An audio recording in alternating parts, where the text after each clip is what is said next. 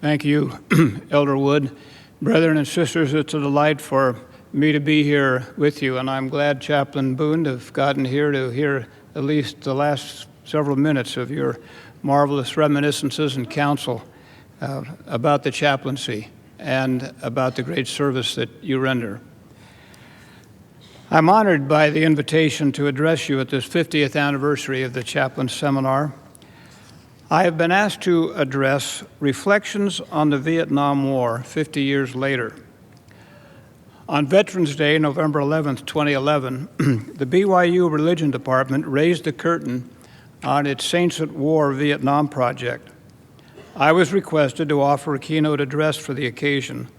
I entitled my remarks, "The Wall, Reflections on the Legacy of Vietnam." The invitation to speak to you today was accompanied by a request that I reprise those remarks. So, with a few updates and emendations, what follows is just that, my reflections on the legacy of Vietnam. My own remembrances stretch back more than half a century. As a newly commissioned lieutenant of infantry on that fateful June commissioning day in 1964, Vietnam was a distant and mysterious place on the far side of the planet that one could read about only by turning to snippets of coverage on the back pages of newspapers and periodicals. Then, not 6 weeks later, came the Gulf of Tonkin incident that led to a congressional resolution of the same name. Suddenly, Vietnam was catapulted from the back page to the front page. Overnight, a word that had been virtually in no one's vocabulary became a household word. And for me and hundreds of thousands of other young Americans, Vietnam would become the proverbial elephant in the room for the rest of our lives. Profoundly affected by the so-called Vietnam experience, none of us would ever be the same again. One cannot visit the Vietnam Veterans Memorial in Washington, D.C. without being intensely moved. Known simply as the Wall, the memorial is both an imposing and a deeply spiritual place. No heroically posed statues of soldiers raising flags, no outsized images of commanders with lofty visage mounted on spirited horses, so typical of other monuments to wartime military service. The Wall is merely a list of names, but no ordinary list. Panel after panel of names, column upon column, row upon row of names. At present, 58,307 of them, each having given the last full measure of devotion for his country. Most were young men, some mere boys, when life was torn from their breasts. The circumstances of their deaths were largely ignoble. They died in the putrefying muck of a rice paddy or the oppressive green rot and humidity of a jungle expanse. Their remains were returned home, if they returned at all, in black body bags and sterile steel coffins, to a nation preoccupied with the controversy that swirled around the war. Few beyond family and loved ones noted their return, as few noted our return. And so, like victims of a colossal plane crash, their names have simply been listed on the wall. But there is a serenity, a deep sense of nobility that permeates the aura surrounding the wall. Reading down the list of names, recognizing name after name after name of those who were once comrades in arms, one is struck by the spirit of sacrifice, of consecration that the wall represents. These were lads who loved the sunrise and sunset's glow, football and movies and cars and girlfriends, and vitality had been the substance of their lives. But all of this they laid on the altar of the nation when it called. The conflict was distant, the politics confusing. Many of these dead may never have really understood why they were fighting. They knew only that their country had called, and they answered. no escape to Canada, no mob rants. The war trumpet sounded, and they listened and heeded, and ultimately they gave all, in very deed, the last full measure of devotion. All of this is what the wall represents. Perhaps that is why it may be the nation's most beloved, most honored monument to the fallen. To them and to those Vietnam veterans who yet live, perhaps some of you present here, I offer my salute as I offer some personal reflections on the legacy of Vietnam. It is a legacy to the nation, it is a legacy to the church, and in a deeply personal and intimate sense, it is the legacy of each veteran who served there to those generations who have followed and will yet follow. First, a legacy to the nation. We who live in such relative proximity to the Second World War, the last so-called good war, may not realize that virtually all of the nation's other wars have been controversial among our citizens. Most began with some measure of enthusiasm, but enthusiasm quickly faded as coffins began returning the remains of our soldiers. Even the Revolution, which lives in a rosy-hued and honored memory today, divided the citizens of the 13 colonies among loyalists and patriots. During the Civil War, Abraham Lincoln was vilified by many in the North who wished only peace with the seceding South. And notwithstanding the ubiquitous displays of red, white, and blue bunting and the rousing patriotic melodies of George M. Cohan in 1917, there still were many who wondered why America was involving itself in Europe's war, as General John J. Pershing led the doughboys of the American Expeditionary Force over there. Yet the war in Vietnam took the nation to new depths of controversy. There are many reasons for the controversy. Time permits the briefest reference to only some of them. America was some 2 decades into the chill of the Cold War, a nuclear standoff between East and West, complicated by a burgeoning third world crop of undeveloped and developing nations in Latin America, Asia, and Africa, emerging from 19th century European colonialism, created fertile soil for Soviet expansionism. This expansionism by the East was met by a web of alliances in the West, and both sides competed for the affections of the uncommitted nations with butter as well as guns, foreign aid as it came to be known. Cold War geopolitics made for strange bedfellows, among them partnerships of convenience with corrupt dynasties and dictatorships that held themselves out for purchase by the highest bidder, East or West. One such was the Diem regime of South Vietnam, where in the 1950s we began sending military advisors to assist the South Vietnamese army in fighting a communist insurgency that became known as the Viet Cong. The United States made such bargains under the conventional logic of the time that containment or deterrence of Soviet ambitions was the nation's highest foreign policy objective. The fear was that if one such domino in the Third World fell to the East, a long line of other dominoes would similarly topple. Vietnam has been described as where the domino fell. As if all that wasn't complicated enough, it was the 60s. The dream of Camelot had been dashed on a late November day in 1963 when an assassin's bullet felled President John F. Kennedy in his open limousine in Dallas. The civil rights revolution of the decade led to racial unrest. Martin Luther King, Rosa Parks, Governor Ross Barnett, Huey Newton, and Governor George Wallace are only a few of the names who fueled the controversy. And then, on August 2, 1964, into those stormy seas of geopolitical and racial controversy roared 3 North Vietnamese Navy patrol boats, which attacked the USS Maddox in the Tonkin Gulf. The result was a near decade-long descent into the maelstrom of the Vietnam War for the United States of America.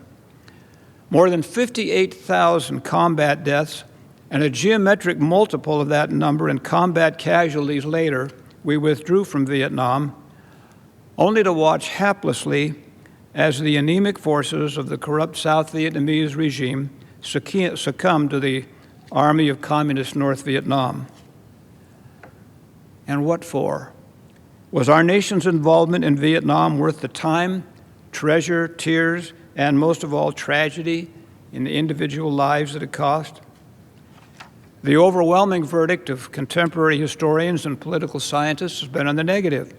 Pundits on the left and on the right, fueled by a virtually united media, have competed with one another to decry what they maintain was a failed policy and, in the estimation of some, even a failed national morality.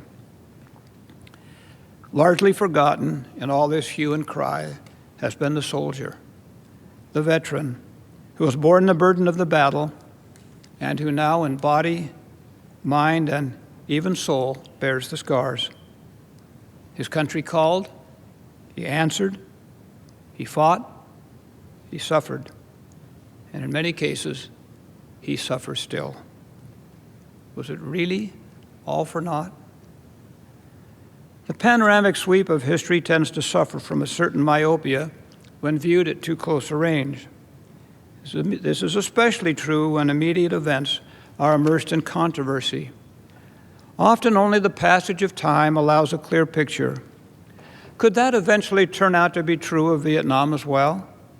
Will future generations of historians, untainted by the vitriol that splashed from the boiling cauldron of the 1960s and with a view unclouded by the fog that invariably surrounds contemporary events, have a different answer to that question? Was it worth it? No one can say for sure. And certainly in offering these personal reflections, it is not my purpose today to make a political judgment about the war in Vietnam. But it is well to note that even in our times, there is another perspective. Not every present-day commentator has regarded the loss in Vietnam as a strategic defeat. Viewing that contest from a broader perspective, as a long battle in an even longer Cold War, one such observer has described Vietnam as the necessary war. Michael Lind, the senior fellow at the New America Foundation, has written, and I'm quoting now, "Only now is it possible to view the Cold War as a whole and to evaluate the U.S. strategy of global containment that led to the U.S. wars in defense of South Korea and South Vietnam." Lind has also written, quote, "Once the Vietnam War is viewed in the context of the Cold War, it looks less like a tragic error than like a battle that could hardly be avoided. The Cold War was fought as a siege in Europe and as a series of duels elsewhere in the world, chiefly in Korea and Indochina. Had the United States repeatedly refused to take part in proxy war duels with the Soviet Union and with China in its anti-American phase, it seems likely that there would have been a dramatic pro-Soviet realignment in world politics, no matter how many missiles rusted in their silos in the American West, and no matter how many U.S. troops remained stationed in West Germany. The United States then was fated to either forfeit the Cold War or, alternatively, to fight in difficult conditions on battlefields that its enemies chose." End quote. So there it is. A contemporary view that Vietnam was less about winning territory than it was about the United States demonstrating to friend and foe alike that it would meet its commitments and that it would not back away from Soviet aggression. What matters in war ultimately is not the outcome of a particular battle, but that the war itself ends in victory, as the Cold War most certainly did for the United States. Will that be the eventual verdict of future generations of historians? We cannot know. Time only can pass that judgment. It is enough today, on this day of reflection, when we honor those living and dead who fought in Vietnam, to simply offer a perspective that the cause was worthy and undertaken in the best interest of our country as seen by the nation's leaders in the crucible of that perplexing time. Those who served, those who fought, and especially those who died, were willing to offer themselves in that crucible in order that America remain true to its lodestar of liberty and justice for all. Nobler than feats of bravery under fire is the quiet valor of those who stepped forward when their country called, even as many others decried the endeavor. Regardless of eventual political judgments about the war, the nobility of that response by these citizen soldiers, I believe, is the legacy of Vietnam to the nation. I turn now to some reflections about the legacy of Vietnam to the church. October 1966 found our infantry battalion deep in the jungle where we spent most of our time. I don't remember quite how, but on that operation I learned that Elder Gordon B. Hinckley, then of the Quorum of the 12 Apostles, was to be paying a visit to Vietnam. His plan was to hold a series of meetings with Latter-day Saint servicemen, commencing with the northern quadrant of South Vietnam at Da Nang, and then making several stops down the length of the country until he reached Saigon, where the last such meeting would be held at the Caravel Hotel. That last stop was closest to our unit's area of operations. There were 3 of us in our battalion of some 500 men who were Latter-day Saints. Besides me, there was a sergeant squad leader in our rifle company and a medic in one of the other rifle companies.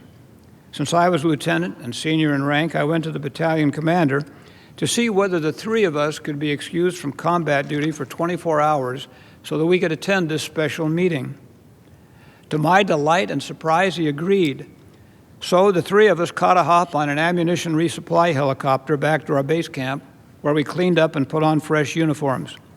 We then found another ride on a chopper flying to Saigon. We arrived at the meeting site atop the Caravel Hotel just as the meeting was beginning. It was October 30, 1966, not quite 1 month shy of 50 years ago. Present at the meeting were about 200 LDS service personnel, a few Army nurses and Red Cross workers, and a handful of Vietnamese converts. Accompanying Elder Hinckley were Elder Marion D. Hanks and President Keith E. Garner of the Southern Far East Mission. It was a wonderful meeting. Besides the general authorities present and President Gardner, I remember that a Vietnamese sister gave a short talk, and the first Vietnamese to be ordained an elder offered the benediction. Elder Hinckley was the concluding speaker. He gave a memorable address, as he always did. As he concluded his remarks, he told us that before leaving Salt Lake City, President David O. McKay, who was then the president of the church, called him to his office. President McKay advised Elder Hinckley that if he felt so impressed, he was authorized to dedicate that land of Vietnam to the preaching of the gospel. Standing before us on that sultry October day, Elder Hinckley said, "I feel so impressed." Then, as we bowed our heads, this great apostle offered a transcendently beautiful prayer of dedication. A spirit descended over that small congregation that is impossible to describe. I can only say that it was one of the most profound spiritual experiences of my life. Even today, I cannot think of it without tears welling in my eyes. I remember thinking that in the midst of that terrible war, where Satan's vices were so evident on every hand, somehow, the Lord had found a way to do his work. Full-time missionaries could not be sent in any significant way.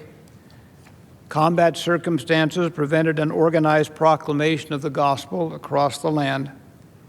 But there, in that small congregation, and dotted across the landscape of South Vietnam in dozens of encampments were LDS boys. Though we bore the uniform of our country, more significantly, we bore the holy priesthood of God. We were the missionaries. We were the ones whom the Lord had called at that time to bring the gospel to the people of Vietnam. Our efforts were small, even when the results are viewed cumulatively. But the fullness of the gospel of Jesus Christ had arrived among the people of Vietnam. If the bridgehead was small, it was a bridgehead nonetheless. Bridgehead, That is the word President Hinckley used to describe the first arrival of the restored gospel in Vietnam. He was deeply moved by his experiences on that trip.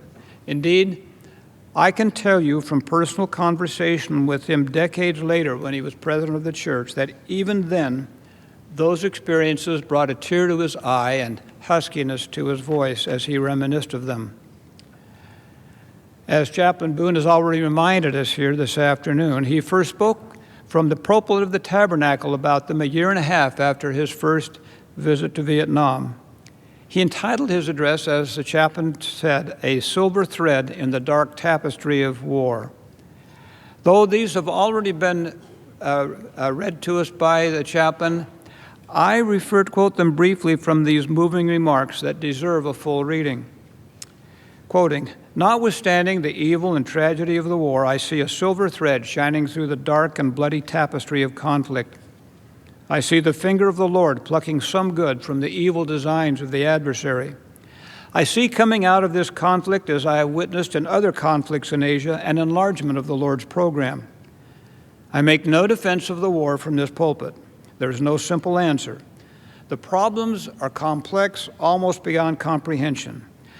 I seek only to call your attention to that silver thread, small but radiant with hope, shining through the dark tapestry of war, namely the establishment of a bridgehead, small and frail now, but which somehow, under the mysterious ways of God, will be strengthened, and from which someday shall spring forth a great work, affecting for good the lives of large numbers of fathers' children who live in that part of the world. Of that, I have a certain faith," end quote. Now, we are at the half-century mark since those events. The decades have flowed past like a river of time. President Gordon B. Hinckley has moved beyond us to his next ministry. Those of us still living who served in Vietnam have grown gray. Many of those early Vietnamese converts, escaping when their nation collapsed, have made a new home in the United States. Their grandchildren represent a third generation of Vietnamese in the church. Some of this generation have served as missionaries and now contribute significantly in their wards and stakes and communities. In their lives, we see the beginning of the fulfillment of that prayer of dedication uttered on a hotel roof some 50 years ago. But I am pleased to report, my dear brothers and sisters, that there is more, much more, that is happening in Vietnam itself. With the war long since over, friendship has replaced hostility. The United States has become Vietnam's largest and most significant trading partner by a wide margin. The streets of its cities are bustling with a new generation that knows of the war only from their history books and tales of their aging forebears, just as is the case in this country. And the church? What has happened in these past 50 years is nothing short of miraculous. Sitting in that tiny congregation of LDS servicemen on that fateful day of dedication, I did not even begin to imagine that I would live to see the literal fulfillment of the prophecies and supplications in that sacred prayer of dedication.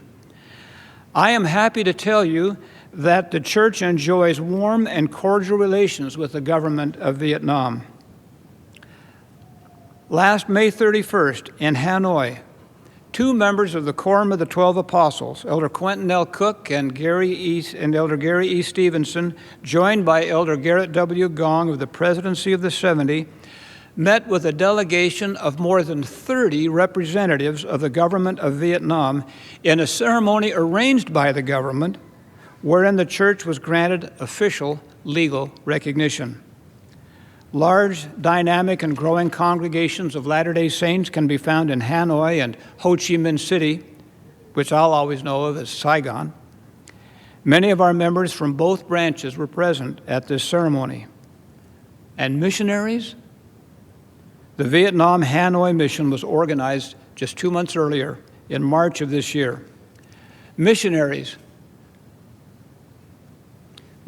once again walked the highways and byways of Vietnam, but this time they do not wear khaki or olive drab. They wear white shirts and black name tags identifying them officially as servants of the Lord. And numbers of these young men are the grandsons of those who first heard and embraced the gospel in Vietnam, that courageous first generation of converts who received the gladsome message from that first generation of missionaries.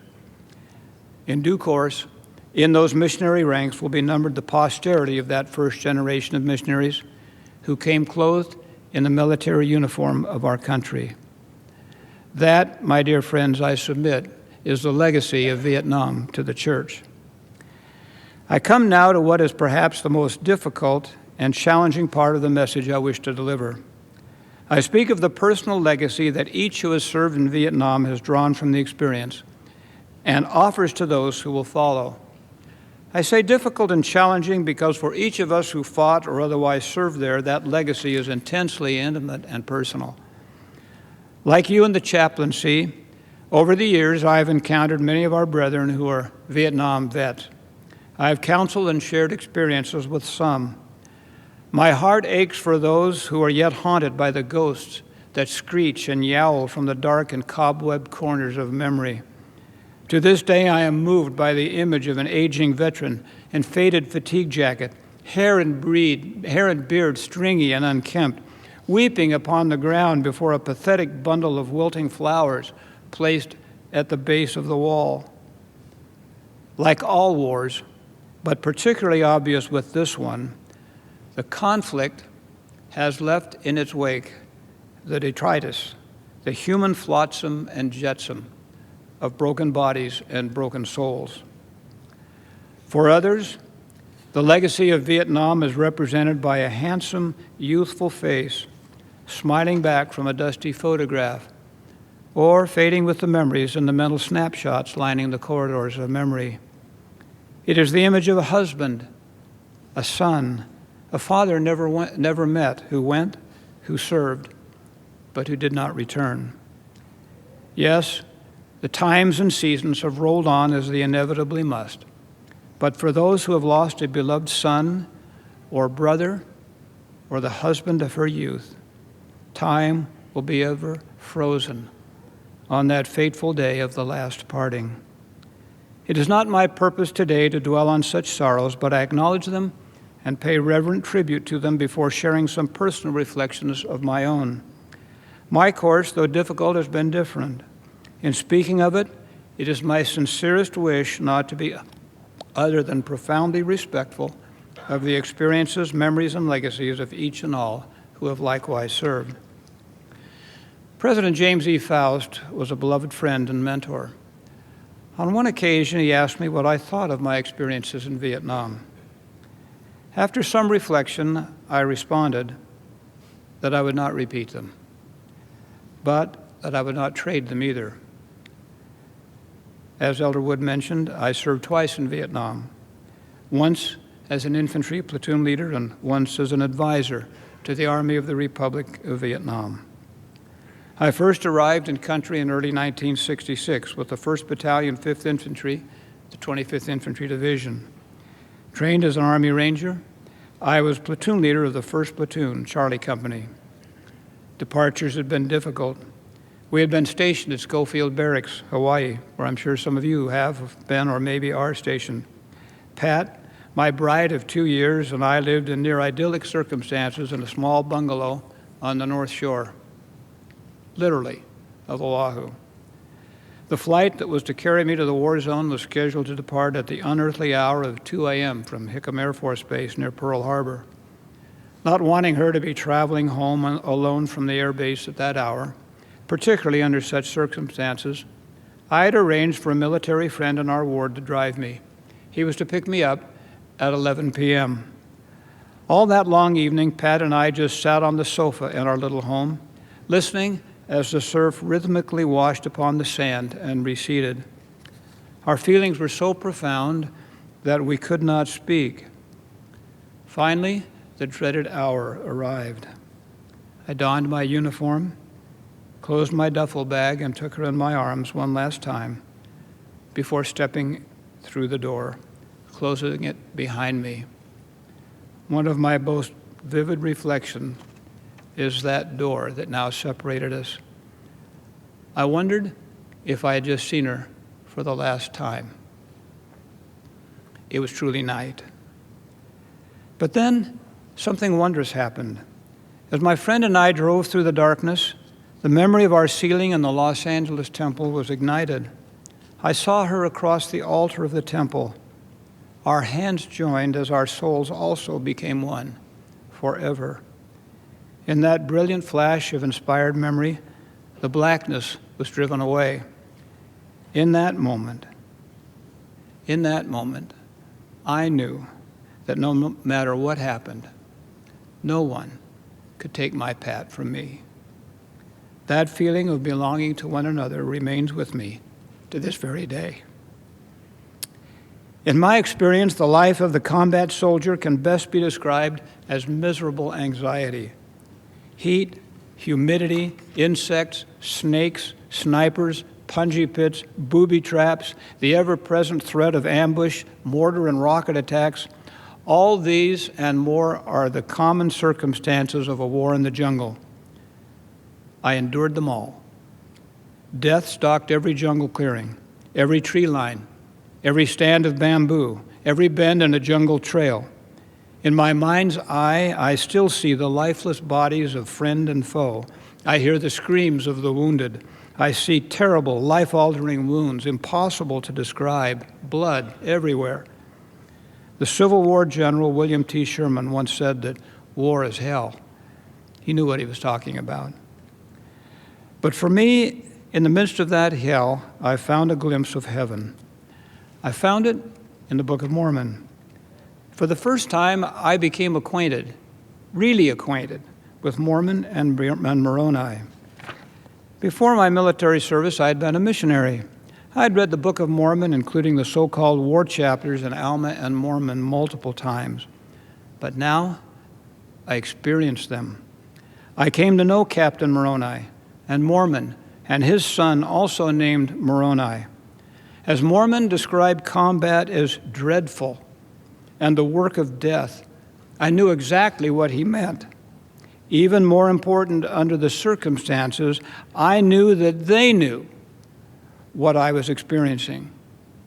For the first time, I gained an appreciation for the war chapters. I realized that they had been written for me and for every other Mormon soldier who would be drawn into the wars of the last days.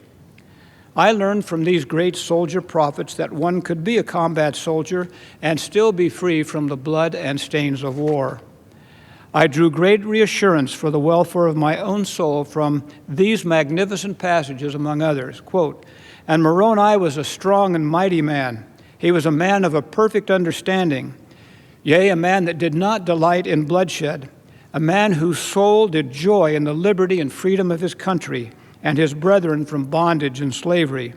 Yea, a man whose heart did swell with thanksgiving to his God for the many privileges and blessings which he bestowed upon his people, a man who did labor exceedingly for the welfare and safety of his people. Yea, and he was a man who was firm in the faith of Christ. Yea, verily, verily, I say unto you, if all men had been and were and ever would be like unto Moroni, behold, the very powers of hell would have been shaken forever. Yea, the devil would never have power over the hearts of the children of men." To this day, when I gaze at the image of the angel Moroni atop one of our temples, I remember that this angel of the restoration was also once a soldier whose own combat experiences were so terrible as to cause mine to pale by comparison. We were supposedly in Vietnam on a one-year tour of duty, but for the combat soldier, it might as well have been for eternity, because that is what it felt like. In November 1966, only a few weeks after the experience in Saigon, our battalion had been in the jungle for several weeks. We had returned to our base camp for some needed R&R. It was a Saturday night. Having taken our first showers in many days, we were sitting around in our tents, cleaning our weapons, and listening to music on the Armed Forces radio network. Suddenly, an urgent message crackled over our battalion radio net. Another battalion, still in the jungle, was being overrun by a large enemy force. We were needed to go right then to the rescue. I had learned that in the combat zone there's a constant sense of anxiety, like static, that was always in one's viscera. But this night, with that sudden urgent message, my sense of anxiety blossomed into a dark sense of foreboding. Yet there was no time to find a quiet place for prayer, no time for fasting. There was only time to grab helmet and rifle and move out. As I did, though, I uttered a silent prayer in my heart. No sooner did I offer that prayer than there came to my mind, quite literally as a still small voice, the words of a passage of Scripture. You will be familiar with it. It is found in the book of Proverbs, the 3rd chapter. Trust in the Lord with all thine heart, and lean not unto thine own understanding. In all thy ways acknowledge him, and he will direct thy paths. With those words, there settled over me a deep feeling of peace. I felt the Spirit nearby. Events moved rapidly. We remained in the jungle for another extended period. Finally, it was the last day of this particular operation. We were scheduled to return to our base. I was riding in an armored personnel carrier through a lightly forested area of jungle when my vehicle rolled over an enormous enemy landmine. It was command detonated by enemy soldiers nearby. The force of the explosion was so great that the engine was blown from the vehicle, together with its tracks and road wheels. Everyone inside, including me, was wounded, but no one died. And in the instant following the blast, there again came to my mind that same still small voice and those same comforting words. Trust in the Lord with all thine heart, and lean not unto thine own understanding. In all thy ways acknowledge him, and he will direct thy paths. These are reflections, reminiscences that were in my mind when I responded as I did to President Faust's question. No, indeed, I would not care to repeat the Vietnam experience. But it is also true that for me, Vietnam was, as I believe it was for each who served there, a defining experience. In my case, I treasure and would not trade those defining experiences that have had the convincing power of God, his love, and the reality of the restoration. My prayer is that as each of us Latter-day Saints who served there peers into the river of time upon our own customized Vietnam experience, he may see glimmering in the depths the nuggets of truth, testimony, and tender mercies that are his own personal legacy. And so I come full circle in these remarks to where I began, with the wall and 58,307 names of the fallen engraved thereon. A few days before I was to deliver this address at BYU, I received an email from my friend, Otis J. Brooks. Juice Brooks was a sergeant and a squad leader in my rifle platoon in 1966. I hear from him from time to time. In this email, he shared some statistics about the names on the wall. I share some of them with you. The first known casualty was Richard B. Fitzgibbon of North Weymouth, Massachusetts, listed by the U.S. Department of Defense as having been killed on June 8, 1956. His name is listed on the wall with that of his son, Marine Corps Lance Corporal Richard B. Fitzgibbon III, who was killed on September 7, 1965. There are 3 sets of fathers and sons on the wall. 8,283 were just 19 years old. The largest age group, 30,103, were 18 years old. 997 soldiers were killed on their first day in Vietnam. 31 sets of brothers are on the wall. 31 sets of parents lost 2 of their sons. 244 soldiers were awarded the Medal of Honor during the Vietnam War. 153 of them are on the wall. One of those, Danny Fernandez, was an automatic rifleman in my platoon. He died on 18 February 1966 when he threw himself on a hand grenade to save the lives of others. On this day of remembrance, I cannot speak of the legacy of Vietnam without remembering those veterans who did not come home with us. Theirs was the supreme sacrifice. all died in the service of their country. The Latter-day Saints among them also died in the service of their God. Their devotion, their memory, may be the richest legacy of all. Of the various films about Vietnam, to my knowledge, only one of them was intended as a tribute to those who fought. We Were Soldiers tells the story, the true story, of the first large-scale action between American and North Vietnamese forces fought in the Ia Drang Valley of the Central Highlands in November 1965.